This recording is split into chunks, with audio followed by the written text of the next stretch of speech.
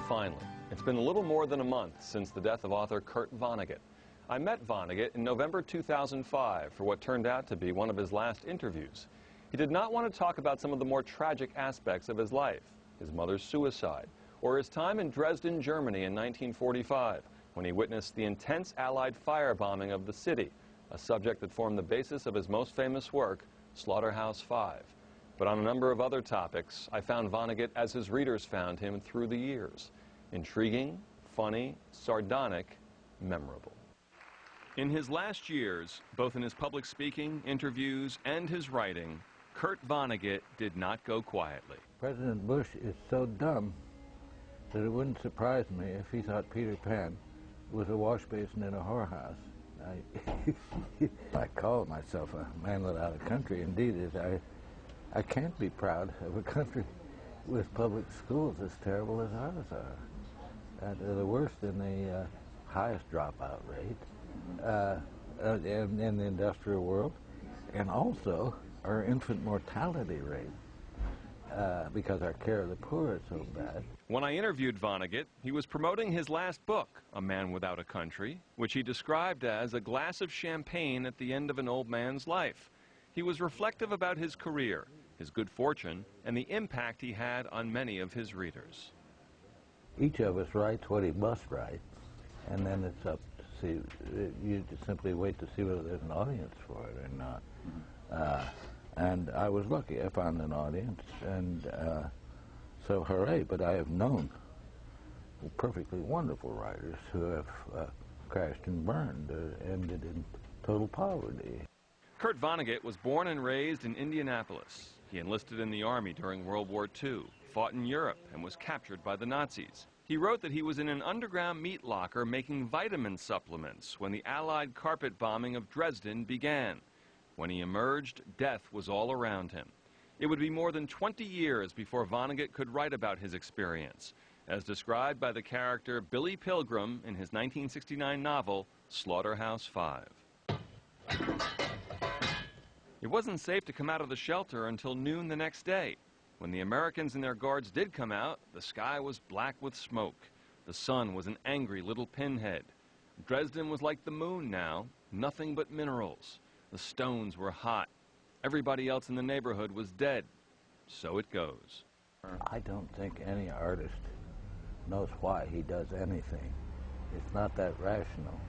And so this stuff comes pouring out of us. Slaughterhouse-Five came out as the fervor against the war in Vietnam was peaking. The book and Vonnegut became synonymous with that time. Not that he could explain its success or the popularity of any of his other books. I sit there, this person named me, and this stuff starts coming out, and I write it down. But my wastebaskets are full. Again and again, that's no good, that's no good. But I've been lucky enough that good stuff has come out, and so I'm very fortunate that this stuff comes pouring out of me. Vonnegut became known as a writer who questioned nothing less than the meaning of our daily lives. And yet before his literary success, just after World War II, he held what might be called an establishment job. Can you picture Kurt Vonnegut as public relations executive for General Electric in Schenectady? He loved it. My job was to support a family.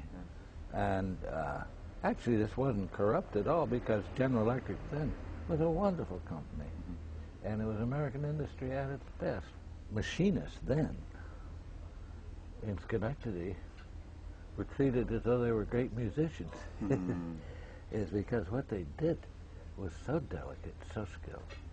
And so I saw American manufacturing at its best, and we were a family. Another job that you might not associate with Vonnegut, even after his initial success writing in the 60s, he had a Saab dealership on Cape Cod. I think I was riding Rosewater while I was waiting for customers to come in. And excuse me, I'll be with you in 1 second. I just need to finish this chapter.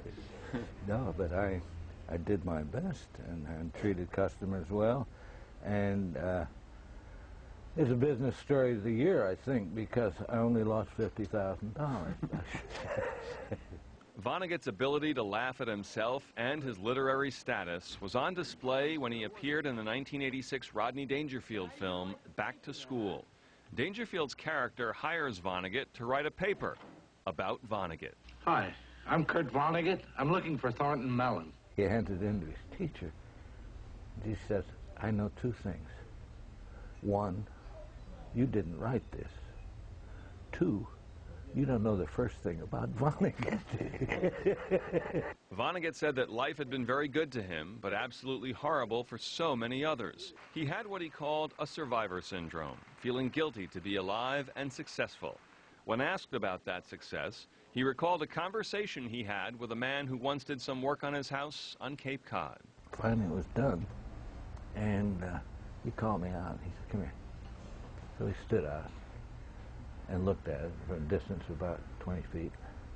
He said, how the hell did I do that? And I think anybody who's done a good piece of work feels that way. How the hell did I do that? In Slaughterhouse-Five, after each death, Vonnegut used a specific phrase, a phrase that has frequently come to mind in the months since his death. And so it goes.